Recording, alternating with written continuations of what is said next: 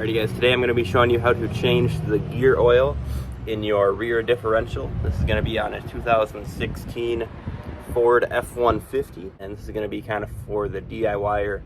I'm not going to be using a jack or anything. If you had a jack and jack stands, it would be a lot easier, but just kind of want to show you guys that it is possible to do it quick, and this is something good to do every 30 to 60,000 miles depending on how you use your vehicle. But I'm going to be using some Royal Purple 75W140. I talked to one of the parts guys at my Ford dealership, and he said that they have switched over to using a 75W140. So I'm going to be putting that in. To get started, we're going to drop the pumpkin cover. It's a 1/2-inch socket, cardboard down to lay on. Got my drain pan, and that's our pumpkin cover there. So there's a few studs here. If you want to just pull this wire off, I forget what this wire is for.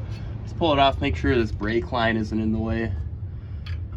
If it is, you can just kind of bend this bracket up a little bit out of the way, and this will make a mess, so be prepared for that. Get all the bolts and 3 studs out.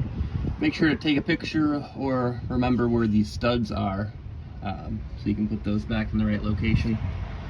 Now you're going to use a putty knife or crowbar, something to get in there and peel that off slowly. I do want to note, this is a little overkill, but I do have a couple blocks up front just to level off my vehicle. I am in my driveway, just so everything drains nice, and it's easy to get the proper amount of fluid back in there.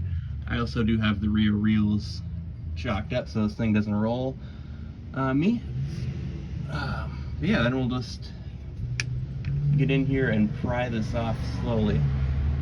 Alrighty, so I had to use actually a chisel and a hammer to get it started, and then I was able to get a little flathead in there to pop it off slowly. Make sure not to, damage any of the metal. But I'm just gonna let this drain real slow. Obviously, my driveway needs a recoating, so I'm not too worried about spilling, but just take your time, let it drain out slow. This fluid actually doesn't look too bad, so I'm not sure when it was replaced last, but we'll get a better look once we're inside. But it just took about a minute or so to drain, so now I'm going to take those 2 bolts out and we'll take the cover off. So then I'm going to grab a cloth or paper towel, get in there in the bottom, try and get out any of those metal shavings or anything like that. But honestly, this fluid did not look too bad. It looks like it must have been changed, not too long ago, but at least now I know there's gonna be some fresh stuff in there. Protect all the internal parts, put some cloths or rags, whatever, to protect all that. Then I went around and scraped all the gasket I could get off with my chisel. Obviously, if you had like a cleaning disc or something that you can put on a drill, and that would clean it up a lot faster and easier.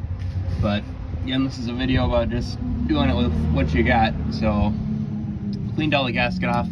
Now I'm going to use a kind of scouring type pad like this and spray some brake clean on it, and then I'll just scrape and rub it around good, and get it all cleaned up. So we got the inside all cleaned off. Now we'll clean up around the pumpkin cover. We're going to spray brake clean all in here, get it all good and cleaned out, and get the outside off. So we got this all cleaned up good. Sprayed it out with brake clean really good and wiped down everything. And I scraped all the gasket off with chisel and a flathead. Don't tell nobody, but I did use a sander with like 100 grit sandpaper, and just went over this to get it nice and clean.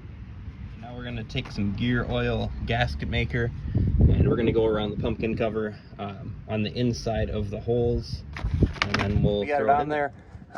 Make sure you have it lined up straight so that you can just lift it straight on there.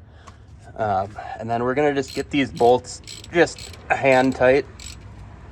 And then good sign that you got enough on there. You just have good even squeeze out around. So yeah, we're gonna get these on just about hand tight. We'll come back in an hour, fully torque them down. I believe the specific torque is 18 foot-pounds. Then after that, we're gonna fill it up, and directions say to wait 24 hours before you drive it if you can. I've done this and drove the vehicle a couple hours later and it was fine, but you know, might as well follow the directions if you can. Now to make this try a little bit quicker, we're gonna pull this drain plug out now and just leave it out for the hour while this is drying. Alright, so it's been about an hour. Just retorqued all of them down. And now I'm gonna spray some brake clean on this and clean this all up, and then we'll fill it up. Alrighty, so we just gonna get the bottle in there and start filling it up slowly. And this will take about 3.5 quarts.